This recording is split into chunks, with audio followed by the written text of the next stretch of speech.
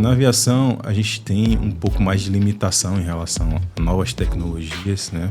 Porque não pode ter erros. A aviação não permite erros.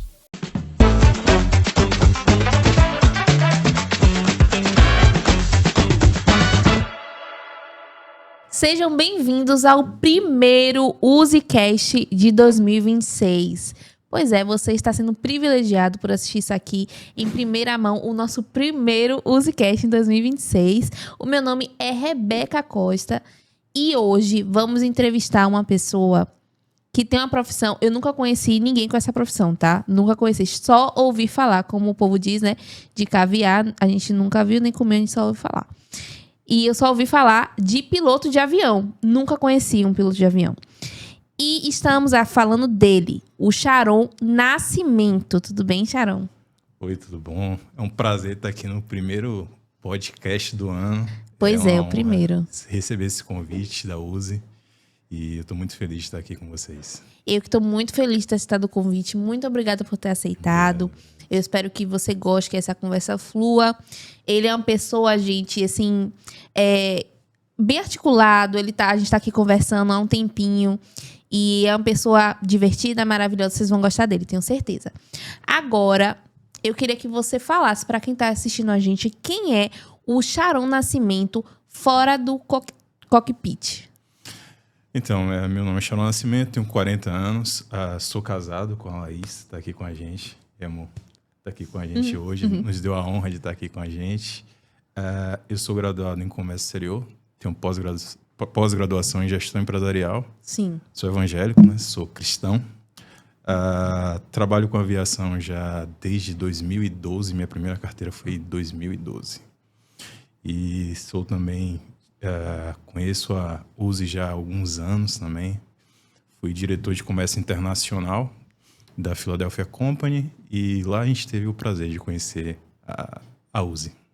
Sim, então surgiu, né, essa parceria lá. Agora, eu queria que você falasse também como surgiu o sonho de ser piloto de avião. Eu acho que é o sonho de boa parte das crianças, né? É uma boa parte, uma grande parte. É o sonho da grande parte das crianças. E para mim não foi diferente, né? Era um sonho ser piloto de avião. Eu tinha um pouco de medo de altura, o que é exótico, né? Profissão. Mas alguns anos, quando eu fiz em torno de 24 anos, eu passei por um processo cirúrgico, tive muitos problemas de saúde e naquele momento tomei uma decisão. Tomei uma decisão que nunca mais eu deixar de fazer nada por medo. E a aviação, para mim, foi um desafio enorme, né? Porque eu tive que quebrar essa barreira gigantesca, né? Porque você pilotar aeronave e você ter medo de altura não é uma combinação muito legal. E eu tive a oportunidade, né, de enfrentar esse medo. E em 2011 eu comecei o curso, 2010 eu comecei o curso. E foi uma experiência incrível. Foi um desafio maravilhoso. O meu primeiro voo foi inesperado. Estava ainda no curso ainda. Fazendo. Sim. E eu tive uma visita técnica, fui fazer uma visita técnica e eu tive a oportunidade de fazer um voo inesperado e eu percebi, não deu tempo, né? Não deu tempo de pensar, não deu tempo de, nossa, será que eu tenho medo? Nossa, será que vai dar certo? Não vai dar. Mas graças a Deus foi essencial, né? Essa diligência, essa intempestividade, assim. E eu percebi naquele momento e eu já tinha pago boa parte do curso, né? Uhum. Então, assim, pelo menos a parte teórica do curso eu já estava fazendo já. E eu percebi que era importante, né? Você enfrentar seus medos, você ir além daquilo que você imagina que você é capaz. Eu lembro que eu conversei com minha mãe um pouquinho antes, falando, pô, minha mãe não tem condição nenhuma. O valor do curso é muito caro, né? Não tem como pagar esse curso, é muito caro. Eu não tenho condição, isso no sábado. Na segunda-feira eu acordei pela manhã com certeza no meu coração. Como se Deus falasse comigo assim, chegou o momento. E aí eu falei, eu vou fazer. E foi uma aventura, né? Foi algo completamente desafiador. Anos de estudo, anos de treinamento, mas graças a Deus a gente conseguiu. Graças a Deus, né? Quando Deus está na frente, Inclusive, você já respondeu 2 perguntas que eu ia te Sério? fazer. Meu Deus. Que era quando você percebeu que era aquilo que você queria fazer na vida, você já respondeu. Mais uma pergunta também, Sharon, é o curso, né, de aviação, pode falar assim? É. Um curso de aviação. Eu já ouvi falar, inclusive, acho que muitas crianças, né, quando vão crescendo, como a gente falou, a grande maioria das crianças sempre já pensou em ser piloto de avião, inclusive eu, gente, aqui tô falando pra Dá vocês. tempo ainda, dá tempo. Não quero não. E já pensei em ser bombeira, é muita coisa, né? Muitas crianças, né, o sonho é meio que frustrado quando elas crescem, quando vê o valor que elas pagam nesse curso, né, de aviação. O que você acha sobre isso? Porque não é um valor acessível, né? Isso não é para todos. Assim, é um curso caro, né? E ele tem uma complicação um pouco maior porque você não tem linhas de financiamento, né? Você não tem FIES, você não tem ProUni. Sim. Tentou-se fazer alguns anos atrás, através da Azul, linhas aéreas, um sistema para fazer esse curso de pagamento e tal, até que você conseguia já meio que direcionar para lá. Mas não foi muito para frente. E é um curso realmente caro. Assim, na época que eu fiz o curso, você tinha algumas facilidades que reduziam o custo consideravelmente, né? Sim. Então eu peguei essa fase de você conseguir ainda reduzir, foi o que me ajudou. Alguns amigos me ajudaram também a pagar o curso, peguei alguns empréstimos. Consegui fazer via particular também, que você consegue reduzir também um custo, mas é um curso realmente caro, precisa ser pago à vista, né? As partes do curso, você vai pagando as partes do curso, mas não tem um financiamento. Mas eu acredito assim que eu tenho muito fé em Deus, né?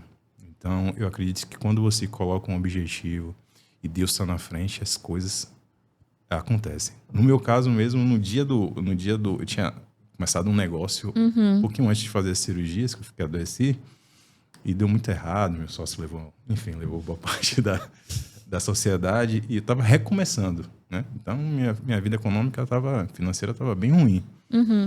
E eu fiz uma oração ali, e eu falei, Senhor, se for tua vontade, abre as portas. E aí eu fui trabalhar com informática, né? Eu conhecia a Uzi na época, a gente já trabalhava com a Uzi. Aí eu falei, se eu for da tua vontade, abre as portas. E aí os clientes foram ligando durante o dia, de noite fui lá, já dei entrada no curso. E as portas foram se abrindo. Foram abrindo. Muita gente me ajudou, meus pais, muitos amigos me ajudaram também. Deus colocou muita gente, né, no caminho, um esforço absurdo, né, muito esforço.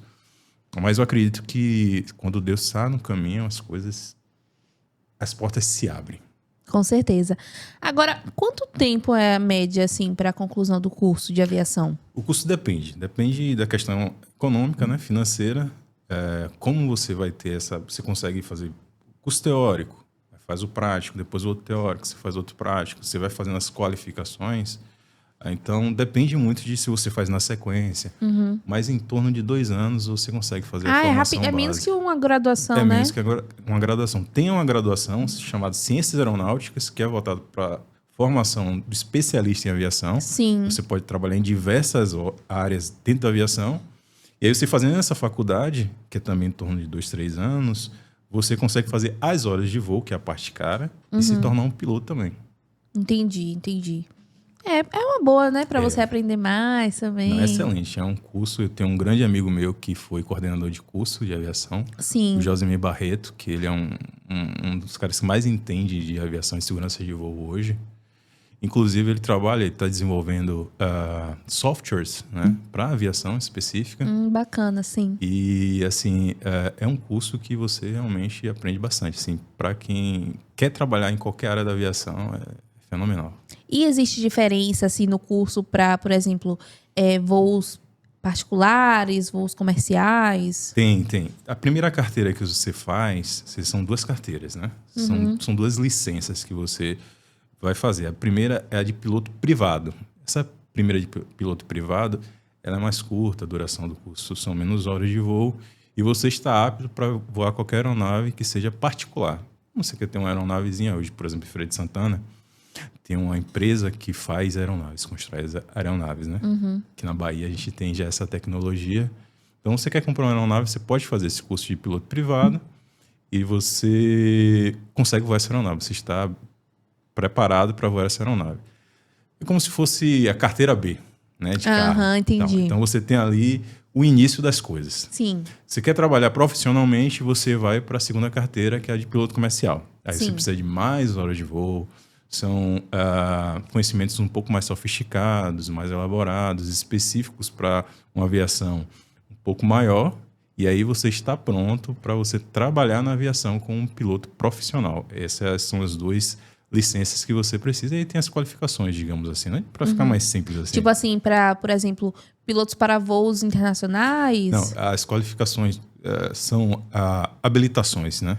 Sim. Mas para ficar mais simples, seriam como se fossem qualificações em um curso, por exemplo. Entendi. Então você tem piloto por instrumentos de voo, né? Então você está numa condição de tempo que você não consegue visualizar o chão. Então você precisa de equipamentos específicos de navegação. Então tem um curso de FR lá que você faz a sua habilitação para voo de FR. Mais de um motor, que é a bimotor, aeronaves bimotores, trimotores, enfim. Você tem uma habilitação que é multimotor para aeronaves de mais de um motor. Entendi. Por exemplo, em aérea, né? A 320, esses aviões que a gente viaja em Paris, Sim, né? sim. Coisa chique. Isso aí eu não tô acostumada, São sabe? Paulo, Aracaju. Sim. Aí você precisa dessa habilitação. Então você vai colocando, né? Você vai fazendo essas qualificações. Sim, entendi. Assim. Agora eu queria que você falasse um pouquinho sobre sua rotina. Existe um dia comum para o piloto de aviação executiva? Como é o seu dia a dia? Eu não tenho rotina. Não tenho rotina. Sim. Toda profissão tem um lado muito bom, né? A sua paixão, seu sonho. Sua vocação. Sua vocação, aquilo que você escolheu para fazer, aquilo Sim. que você sabe. Eu acho que uma das profissões que tem mais pessoas apaixonadas é a aviação. Uma coisa incrível. O cara sai, passa o ano inteiro trabalhando, tira férias, o cara tem um simulador de voo em casa, vai para o aeroporto bater papo. Os caras são apaixonados. Nossa, gente, sim. Mas assim, na minha área, que é a aviação executiva, ela é muito dinâmica.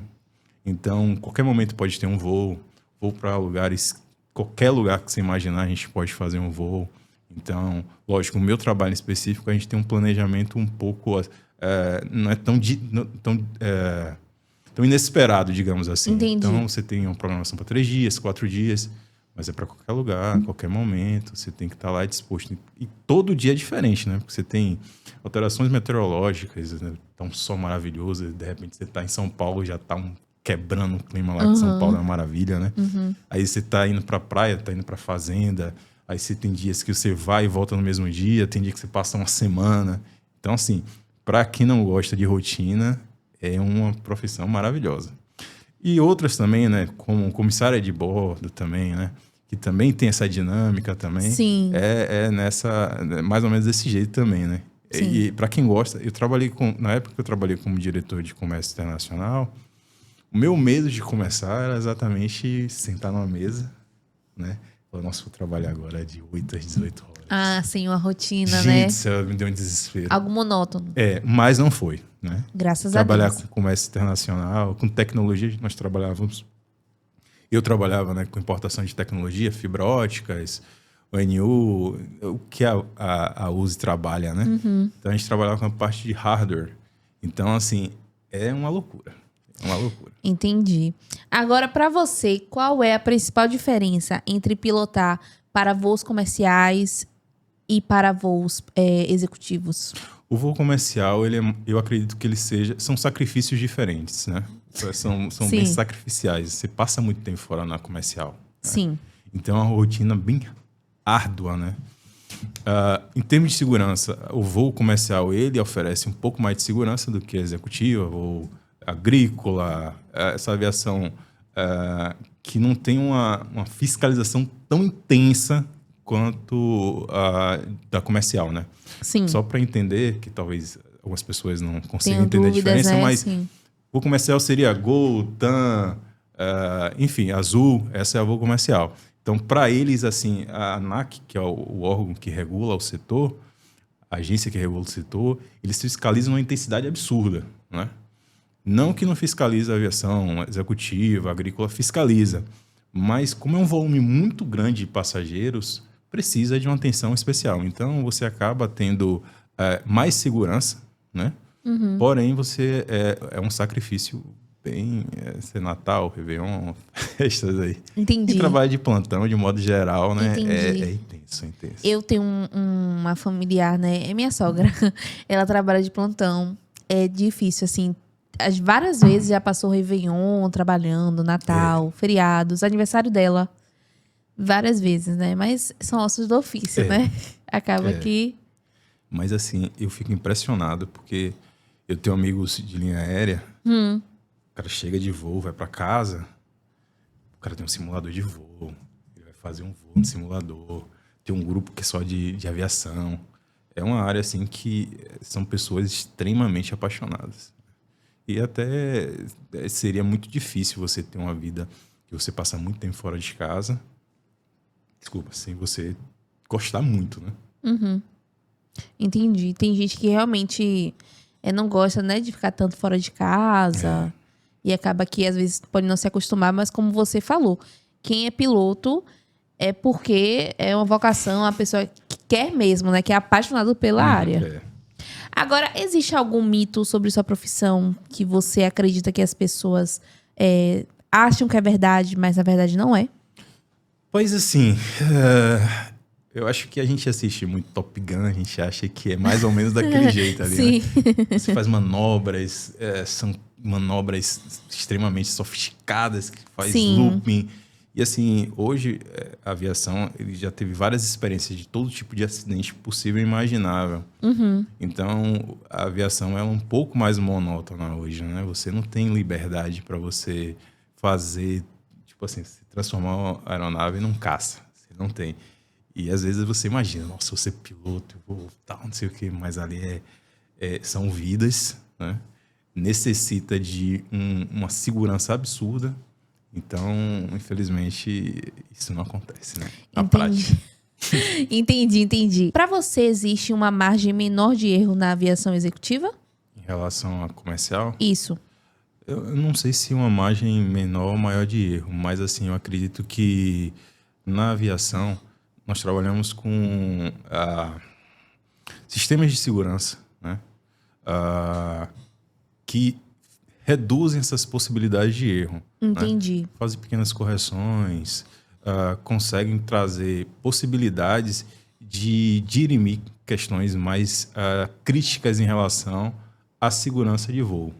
Na aviação executiva, dependendo do porte da aeronave, do tipo da aeronave, pode ter um pouco mais de tecnologia, um pouco menos de tecnologia, mas a aviação comercial ela tem um nível de segurança muito grande, né? Então, esse nível de segurança, de você ter sistemas redundantes, né? Ou seja, para ficar bem simples assim, né? Para qualquer público entender, você consegue ter 2 equipamentos iguais com a mesma função. Às vezes, 3 equipamentos iguais com a mesma função. Por que isso? Porque, em caso de falha de um, você tem o outro. Você tem 2 pilotos ali trabalhando. Caso de falha de um, você tem o outro.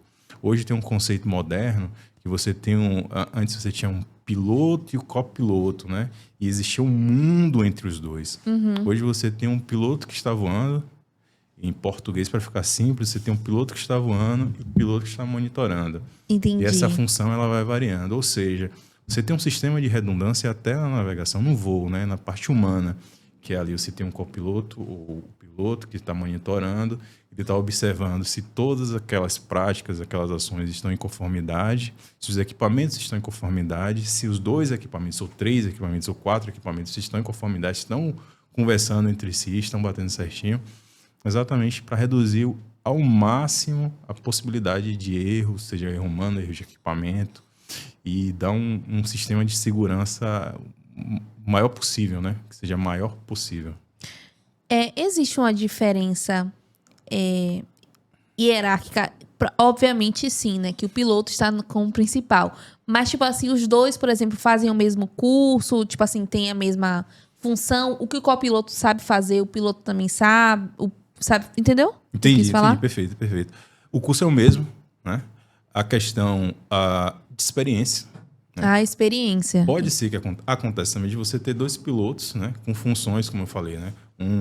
Uma função de piloto em comando e o copiloto, ou o piloto que está monitorando e o piloto que está voando, de terem qualificações idênticas, né? Mas às vezes um tem mais tempo de empresa, o outro foi transferido, mas a grosso modo é de experiência. Normalmente o master ele tem mais experiência, né? Ou seja, ele tem mais tempo de voo e já tem mais tempo de companhia, já tem mais tempo naquele equipamento específico. Então ele acaba tendo, como ele tem essa vivência um pouco maior, ele tem um pouco mais não de responsabilidade, que os dois são responsáveis. Mas assim, os dois são aptos para fazer exatamente qualquer coisa que seja necessária. Sim. Se Deus me livre, né? Se um falecer ou tiver algum passar mal, na companhia aérea, por exemplo, você tem uma refeição diferente para cada um dos dois, né? Sim. Caso uma tenha um problema técnico lá no processamento do alimento lá e não cai muito bem, você tem um outro lá que comeu outra coisa que está apto para fazer exatamente a mesma coisa. Entendi. Já me disseram isso, inclusive, se não for verdade, pode falar, que o avião é o meio de transporte mais seguro que tem. Você acredita nisso também? O avião é extremamente seguro. Não sei se é exatamente o mais seguro do mundo. Mais seguro. Não sei se é elevador. Eu acho que tem um elevador também. Nossa, elevador você acha seguro? Eu não sei. Sim. Não sei se ele é o mais seguro. Mas, assim, linha aérea é um nível de segurança muito grande. Muito grande. A linha aérea hoje ele tem padrões internacionais. Né? Hoje você tem sistemas extremamente sofisticados, né? Extremamente redundantes. Você tem equipamentos de tecnologia que são impressionantes, apesar de ter algumas coisas, peculiaridades. Por exemplo, você tem aeronaves hoje ainda que usam disquete, né? É mesmo. É interessante, né?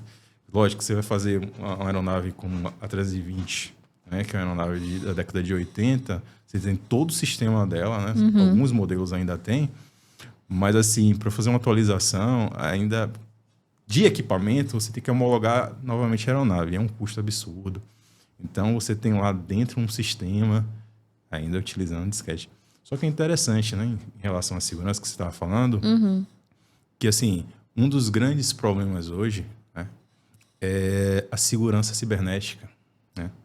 Então, assim, o sistema de atualização da aeronave, ela é offline. Então, você precisa de uma chave física lá para você ativar, para você começar a fazer o processo de atualização do software. Você precisa de colocar lá fisicamente lá, né?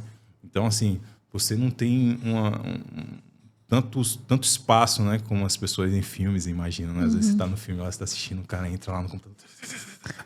Conseguimos o controle da aeronave. Então, assim, na aeronave, principalmente na aviação comercial, existem essas barreiras físicas, né? Para evitar esse tipo de coisa. Hoje a gente tem... quando o consumidor de internet, né, residencial, ele contrata um provedor de internet, às vezes ele não consegue ver, ele não tem esse conhecimento da quantidade necessária de barreiras de firewalls, de sistemas que estão ali atrás para proteger. E até é interessante, tipo, você tem um provedor de internet que você tem um link de segurança, né? Como a Uzi, que ela tem um sistema de segurança altamente tecnológico, que você consegue fornecer para o provedor de internet uma camada a mais de segurança.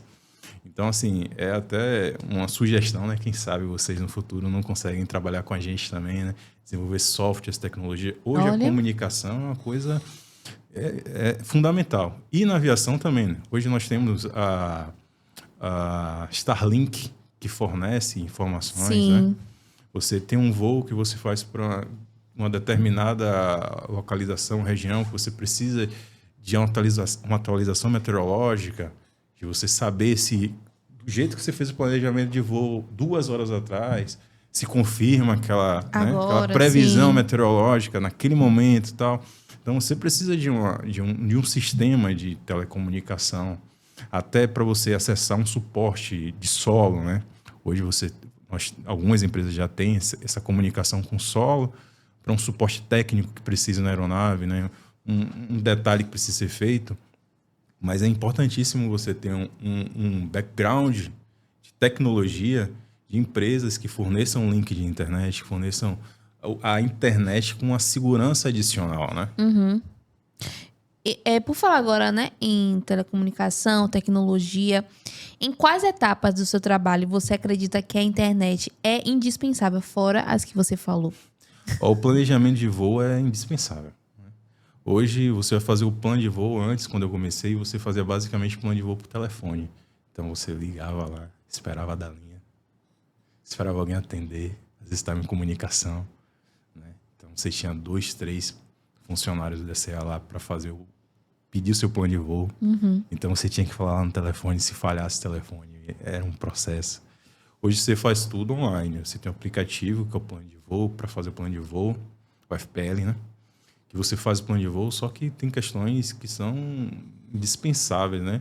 Esse filtro de dados é indispensável. Então, você precisa de informações meteorológicas, você precisa de informações sobre o aeródromo, sobre o aeroporto, se você está indo lá, Sim. a condição que ele tem, se tem uma restrição, porque você vai fazer uma obra no aeroporto, de uma forma bem simples, assim, para a pessoa entender. Vai fazer uma obra no aeroporto. Não tem como, tipo assim,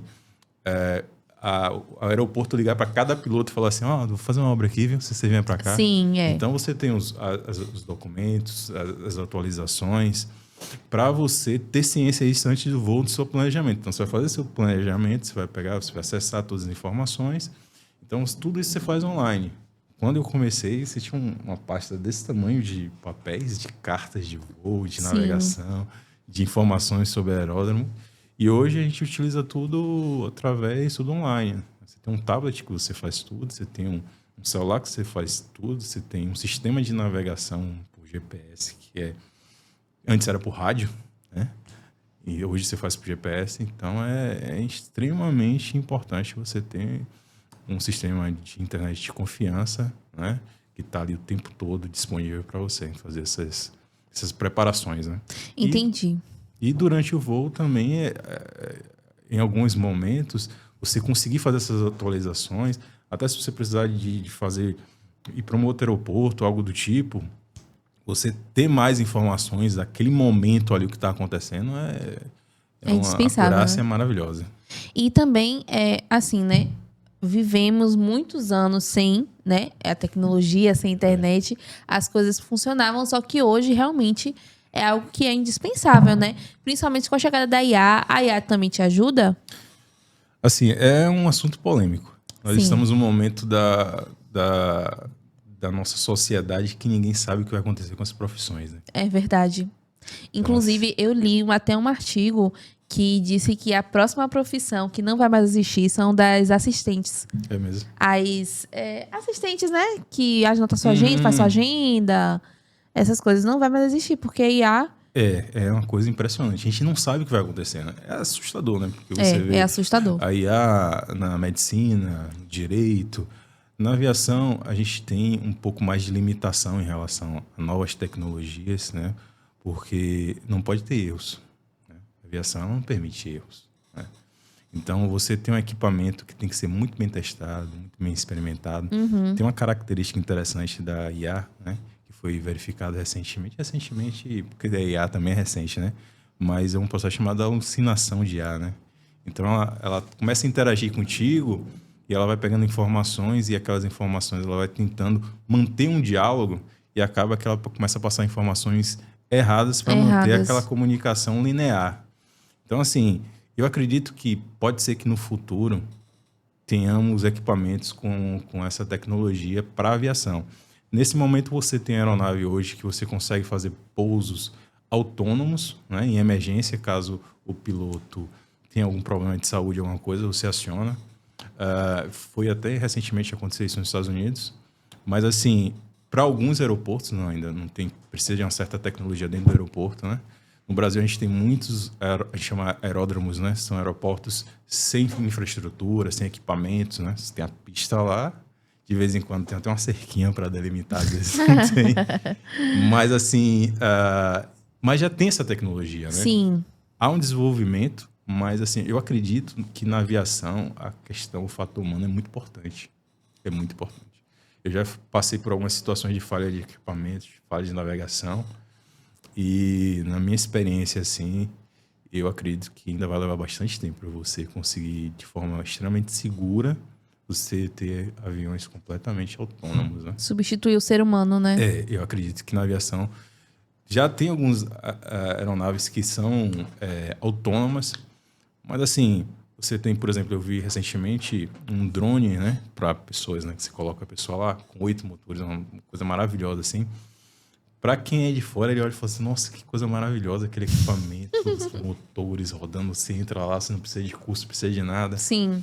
Só que para quem trabalha na aviação, imagina, são 8 possibilidades de problema, né? Então, se você tem 8 motores, você tem 8 possibilidades de problema. Se você tem que ter uma manutenção muito específica, você não pode colocar em qualquer lugar, porque se você pega uma pá daquela do rotor e a criança passa, Nossa, bate, sim. ela muda o ângulo de ataque, então você já tem outros problemas. Então, como você vai movimentar, como você vai armazenar, como você vai fazer a manutenção desse equipamento, são questões muito importantes e relevantes para se analisar em relação a essa nova tecnologia. Ah, entendi. Realmente, ó, por exemplo, se começar a fazer testes, eu mesma não iria. Eu não iria ser, né, tripulante que fala, né? Tripulante está em um avião que uma IA está pilotando e está no comando. Eu acho que eu não conseguiria. Eu sei que, né, eu posso pagar com a língua também, né? Contudo, quem diria 10 anos atrás que existiria uma IA que faria um trabalho todo da sua faculdade, o trabalho todo da sua escola? É verdade. Entendeu? Não existia, né? E esse é um fator muito importante, que não é só você ter a tecnologia, você tem que ter pessoas dispostas a utilizar a tecnologia. Sim. Então, assim, a confiança do mercado é extremamente importante, tão importante quanto a confiabilidade do equipamento. Porque se você tiver o equipamento mais maravilhoso do mundo, mas as pessoas não confiam em usar, você não tem nada, né? É verdade. As pessoas têm que transmitir confiança, né? Coragem, né? Coragem. Gente, esse é o Sharon Nascimento, ele é piloto de avião. Se você está gostando dessa nossa entrevista, deixa o like, não esquece de compartilhar. Manda aqui se você quiser uma mensagem, uma dúvida que você tenha sobre piloto de avião. Ah, não tenho dúvida. Manda então um coração, coloca qualquer coisa no chat, tá? Pra engajar o nosso vídeo e enviar para mais pessoas. E não se esqueçam de seguir a Uzi Telecom nas redes sociais. Agora vamos falar um pouquinho sobre responsabilidade, pressão, tomada de decisão. Você está em uma situação de pressão, por exemplo, a turbulência acontece ali na hora. Como você mantém o seu foco e a segurança? Vocês lidam com isso também no curso?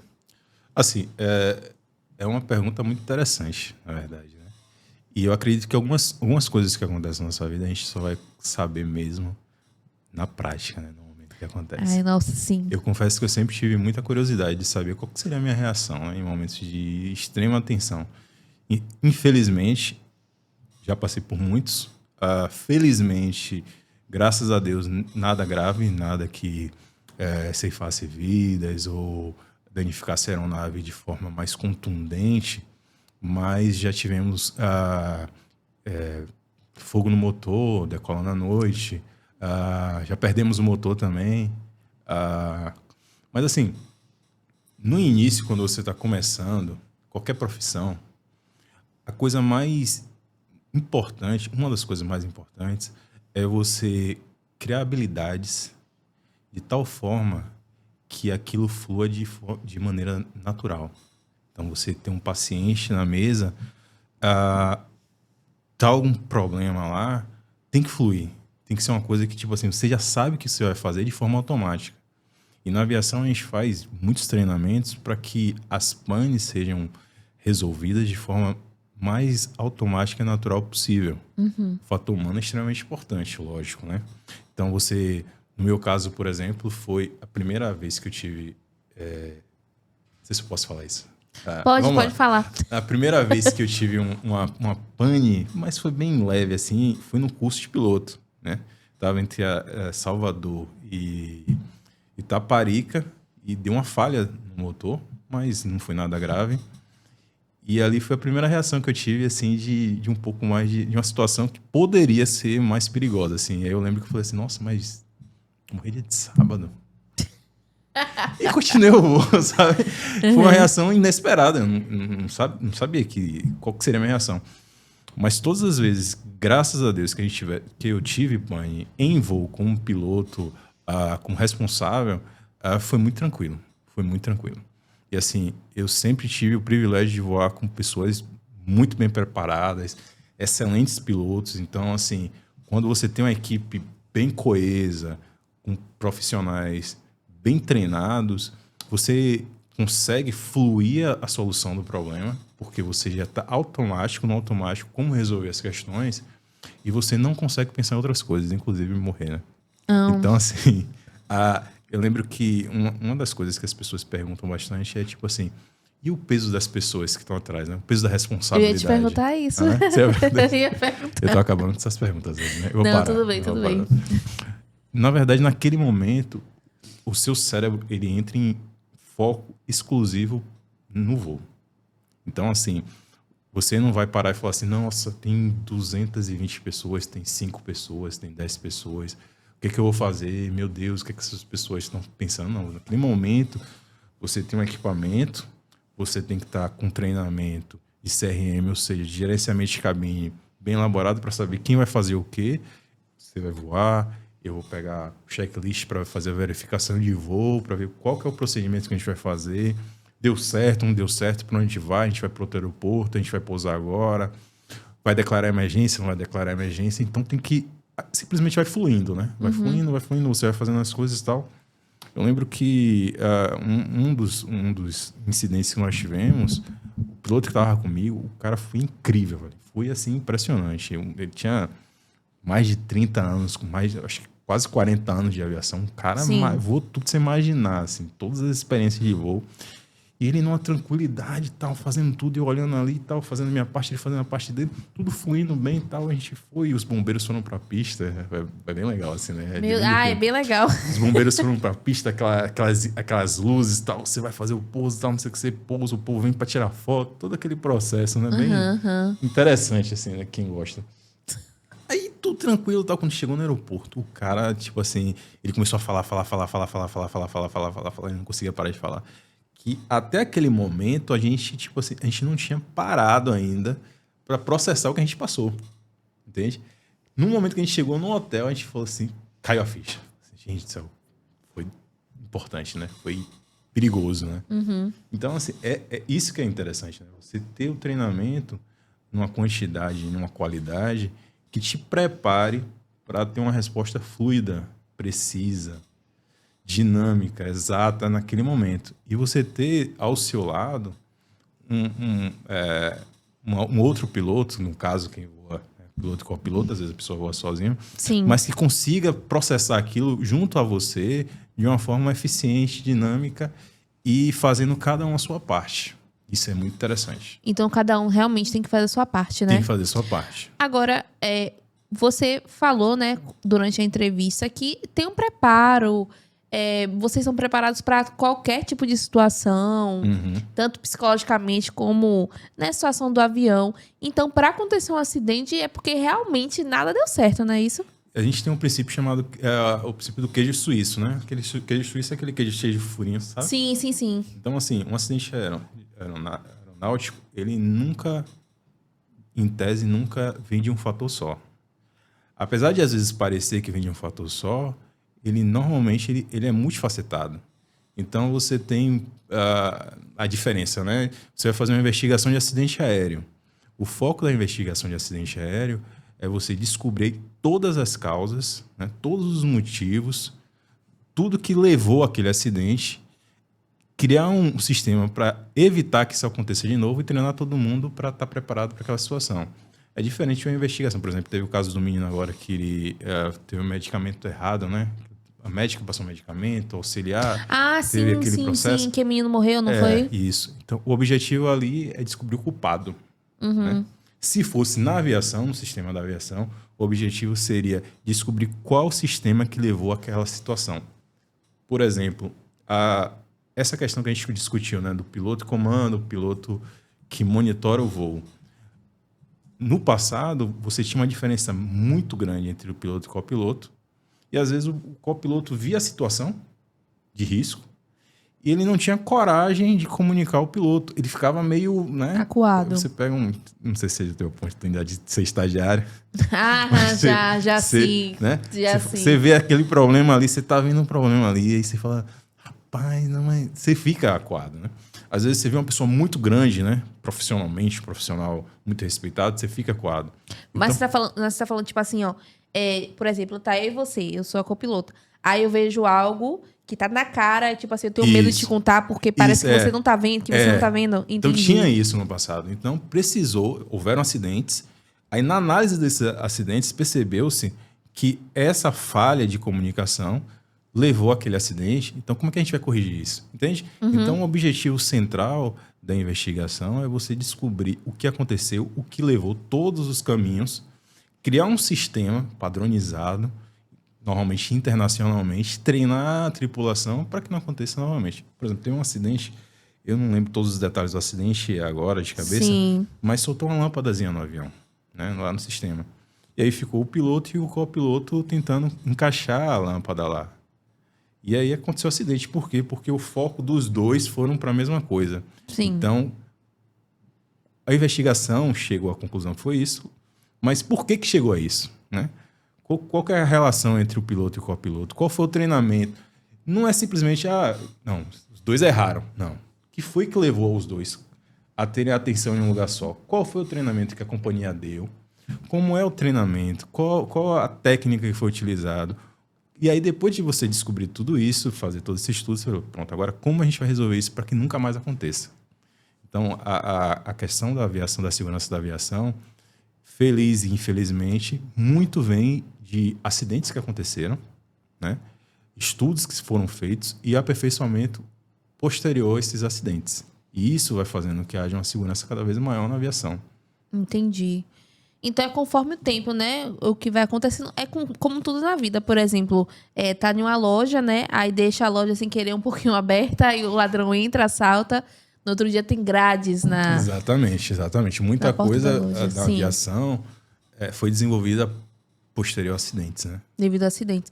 Agora, o que eu te falei também antes da nossa entrevista, né? Foi que algumas pessoas, não são todas, não são muitas, são algumas, têm um pouco de preconceito com voos executivos, voos particulares, que são aviões menores, né?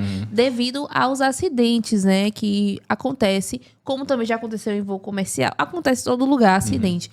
Mas também, a gente, quando fala de voo executivo, lembra muito de Marília Mendonça, da cantora Marília Mendonça, né?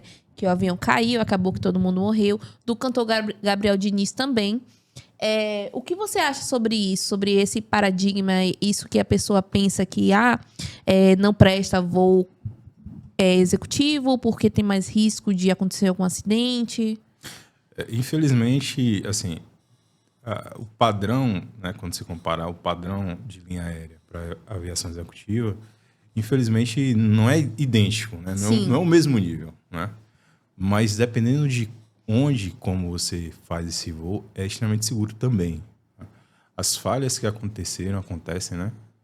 Em acidentes, por exemplo, o de Marília Mendonça, né, foi uma fatalidade, né? Teve, lógico, né? Teve uma questão do ângulo de descida, tudo.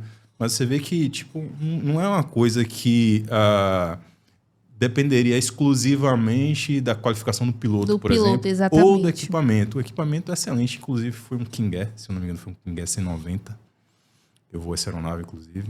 É uma aeronave homologada para o presidente dos Estados Unidos voar. Extremamente segura. Né? Extremamente segura. O piloto era muito bom. Mas, infelizmente, a grande questão que às vezes nós enfrentamos, principalmente no Brasil, é que você tem grandes aeroportos, né, com toda a infraestrutura, e às vezes você tem pistas menores, né, aeródromos que não tem tanta infraestrutura. Então, por exemplo, no caso lá tem aquelas bolinhas que são para avisar que tem um cabo de energia passando por ali, né? Às vezes você passa nas rodovias, né, você tem um cabo de alta tensão e as bolinhas lá. Se eu não me engano, foi a falta desse equipamento, foi um dos fatores, né? São vários fatores, como a gente conversou. Mas um dos fatores foi aquela sinalização.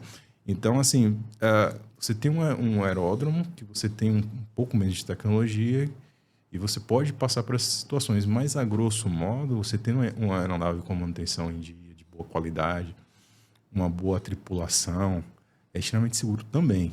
Né? Também.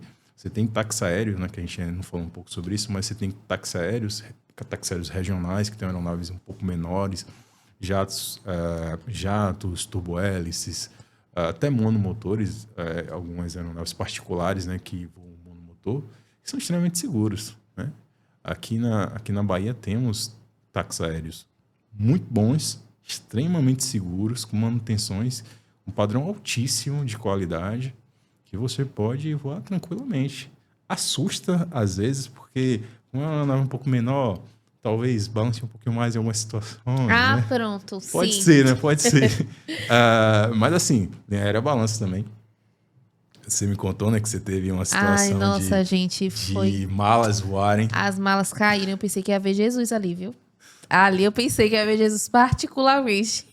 Dificilmente uma turbulência traz um dano tão contundente a ponto de derrubar uma nave. Muito difícil, né?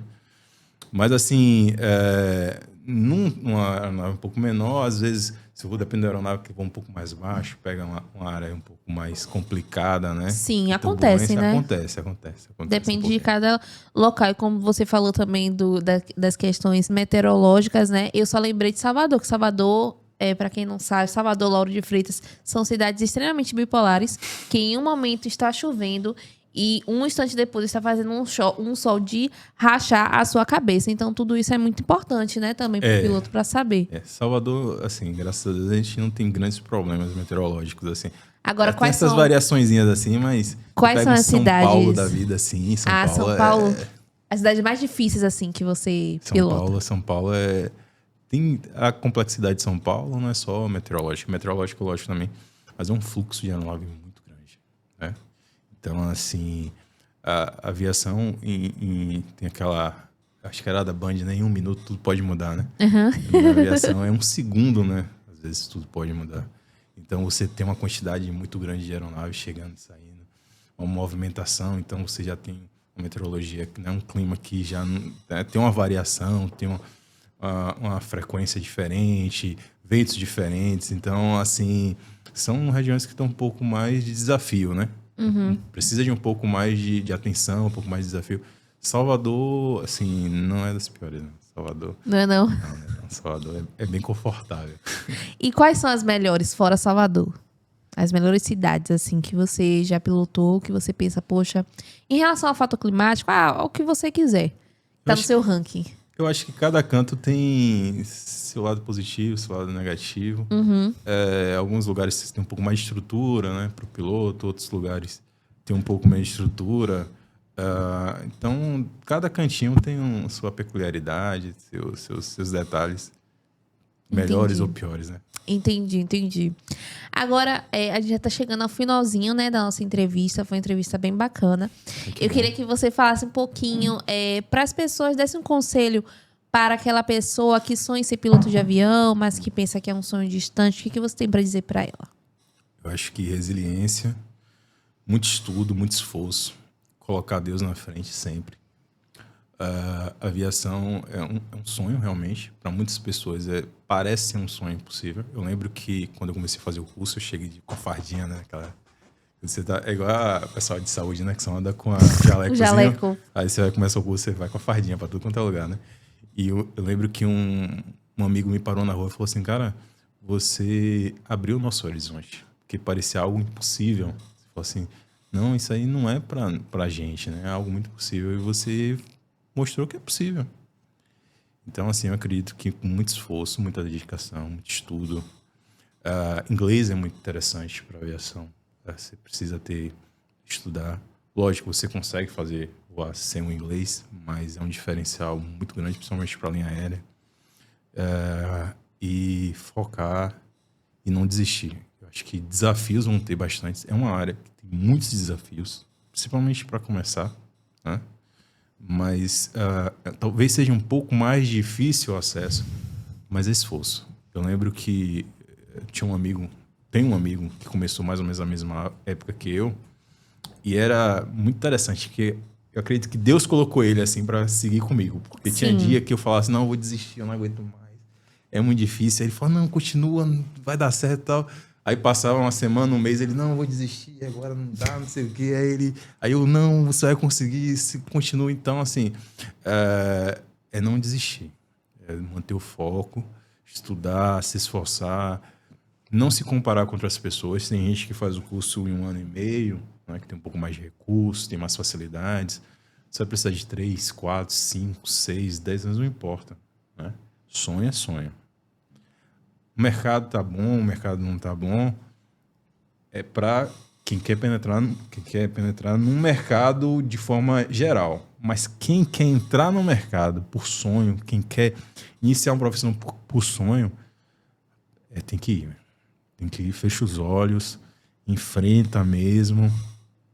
Muita gente vai falar mal, muita gente fala bem, muita gente vai falar que a IA vai tirar seu emprego. Acontece. Vai acontecer, não, vai ter os aviões autônomos daqui a...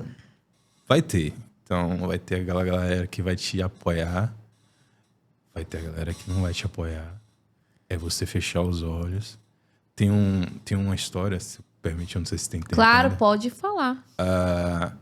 que tinha... Os ratinhos tinham leite, tinha os ratinhos em cima do balde de leite, e aí os ratinhos caíram no leite, né? E aí os 4 ratinhos caíram no leite e ficaram 2 em cima. E aí eles tentavam nadar para sair do leite, e os de cima falavam assim, não, para, desiste. Não tem jeito de vocês conseguirem sair da lata do leite, não tem jeito, desiste. Aí o primeiro afogou, o segundo afogou, o terceiro continuou. Ele tá vendo que todo mundo desistiu, por que você não desiste? Aí ele continuou nadando, formou uma nata no leite. Ele conseguiu ali encostar, conseguiu sair da lata do leite, né? E, na verdade, o que aconteceu com aquele ratinho, que aquele ratinho ele era surdo. Então, ele não estava ouvindo o que o pessoal estava falando. Então, às vezes, você tem que focar de um jeito que você não ouve. Não bons conselhos, lógico, né? Bons conselhos sempre é importante ouvir. Claro. Mas gente que olha para você e diz para você, por conta dessa alimentação, você não consegue. Por conta disso, você não consegue. É muito caro. É muito caro. Mas coloca Deus na frente. Segue, se esforça. Eu tenho certeza que Deus vai abençoar e vai abrir as portas. E Deus abre portas mesmo. É aquilo que você falou também. A gente tem que se apegar no Senhor, né? Que sem Ele, nada é impossível. Nada. A gente tá falando de um Deus. Eu sempre falo isso. Meu Deus, o Senhor abriu o mar vermelho. Ele abriu um mar inteiro. Imagina o mar da Praia da Barra. Todo aberto na sua frente. É o que Deus fez. Ele fez esses talços secos. Mas enfim, né? Senão a gente vai começar a evangelizar aqui, né? Não vai dar tempo. E onde você imagina a sua carreira daqui a 5 ou 10 anos? É uma boa pergunta. É uma excelente pergunta. Hoje eu tenho um trabalho muito bom, né? Graças a Deus. Tenho um colega que voa comigo, que é um cara incrível, o Marcelo. Dá um abraço pro Marcelo. E, assim, é um desafio, né? Constante, contínuo. A gente estuda bastante. É um conforto um pouco maior, porque eu trabalho com a base na minha cidade, né? Então, é um conforto maior. Linha aérea, infelizmente, como a gente conversou, tem essa limitação de você ficar muito tempo fora. Sim. Então, eu consigo visualizar muitas coisas acontecendo no futuro, né? Eu e minha esposa, a gente tem muitos projetos, né, para frente. E a gente tem colocado, né, diante de Deus tudo isso que vai acontecer. E eu acredito que serão anos incríveis. Amém, você mesmo, viu? Com Deus na frente, continuando na frente, vai dar tudo certo. Ainda que dê errado, tá dando certo, né? Certo. Que é sobre os projetos do Senhor. Estamos encerrando aqui mais um Zcast. Não precisam chorar, porque semana que vem tem mais. Vocês conheceram essa pessoa maravilhosa, um homem temente ao Senhor, que é isso que importa, né? Acima de tudo. O Sharon Nascimento. Sharon, muito obrigado por ter topado. Muito obrigado por ter vindo até aqui no nosso estúdio. Espero que você tenha gostado da entrevista. Foi muito bom estar aqui. E uma honra, né? Ser o primeiro de 2026, né? O primeiro de 2026, o ano das nossas vidas. Que seja o melhor ano de sempre, né? Vai ser o melhor ano. É um prazer muito grande estar aqui com vocês. Um abraço pro Lucas, pro André. E realmente foi uma experiência muito legal. E foi maravilhoso estar aqui com vocês. É isso, pessoal. Não esqueçam de deixar o like na entrevista de hoje, comentar aqui se vocês gostaram da entrevista. Aliás, comenta a cidade que você está falando. Vai que aí Sharon dá uma olhada e fala, já fui nessa cidade, já fui nessa. Por fazer um checklist para ver quais cidades ele já sobrevoou. Sobrevoou, tá certo? Tá certo. Enfim, gente, muito obrigada pela sua companhia, muito obrigada pela audiência. Não se esqueça, mais uma vez, de seguir a Uzi em todas as redes sociais, tá bom? E é isso. Um beijo, até semana que vem. Tchau, tchau.